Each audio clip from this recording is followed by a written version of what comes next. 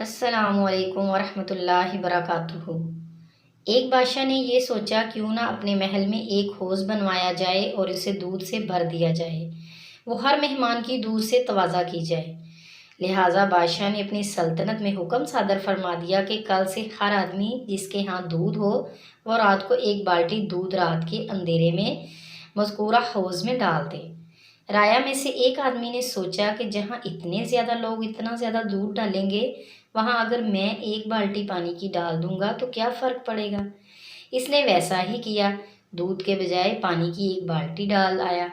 اگلے دن جب بادشاہ اپنے وزراء کے ہمراہ دودھ کا بھرا ہوا حوض دیکھنے پہنچا تو سارا حوض پانی سے بھرا ہوا تھا۔ یہ ماجرا دیکھ کے بادشاہ نے تفتیش شروع کروائی کہ ایسا کیوں ہوا، تو پتہ چلا کہ رایا میں سے ہر ایک نے یہی سوچ لیا تھا کہ میری ایک بالٹی پانی سے کیا فرق پڑے گا۔